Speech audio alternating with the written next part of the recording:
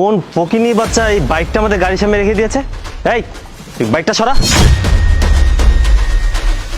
যত সব ফালতু, কোত্থেকে যে আসে এরা।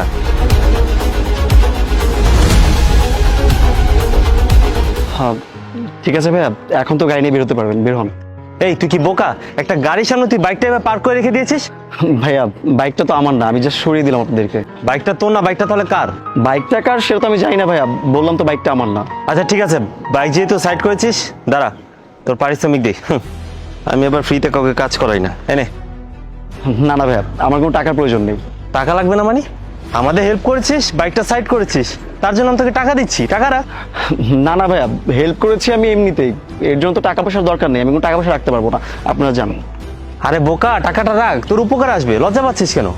দেখেন ভাই, আমি বাইকটা যা সরিয়ে দিয়েছি মনুষ্যত্বের খাতিরে, আমার কোনো টাকা পয়সার প্রয়োজন নেই। আচ্ছা ভাই বুঝছি, থ্যাঙ্কস, নে এবার টাকাটা রাখ।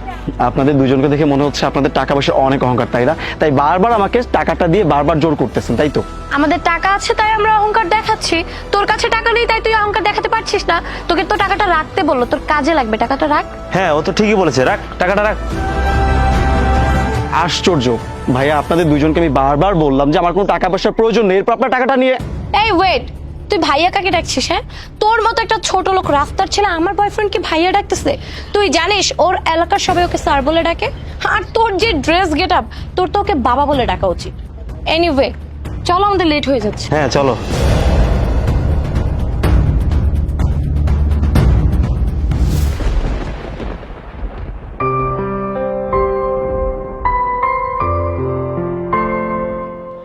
ভাইয়া হ্যাঁ ভাই। তোমার মানে টাকা পড়ছে? না ভাই, আমার কেমনে পড়বো?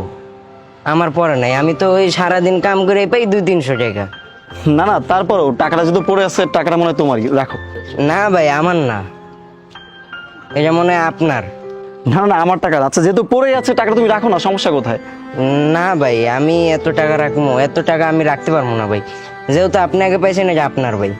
আরে আল্লাহ আমাকে ধন সম্পত্তি অনেক কিছু দিয়েছেন, আমার টাকা পয়সার দরকার নেই, টাকাটা রাখো, তোমার কাজে আসবে, রাখো, আর কোনো কথা বলবো না, ঠিক আছে? রাখো। ধন্যবাদ।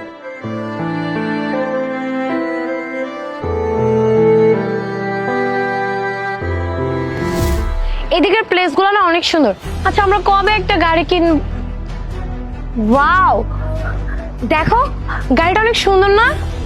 সুন্দরী গাড়িটা অনেক। চলো না আমরা একটা সেলফি তুলি। হ্যাঁ তোলাই যায়, তুলো। আমি তুলি, তো আমাকে তো।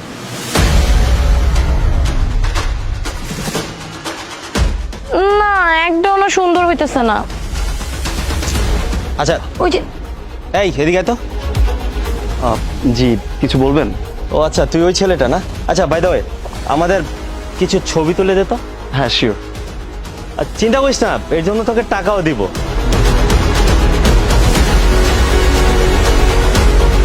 চেঞ্জ। নিন।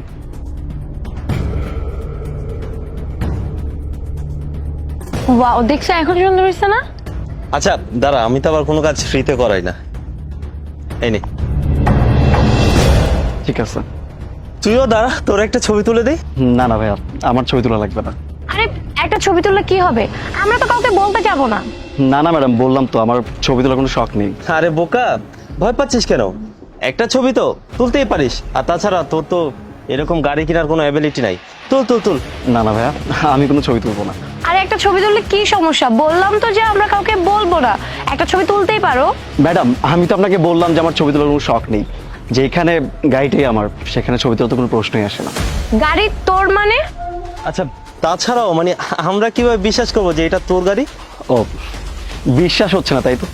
বিশ্বাস তো করতেই হবে।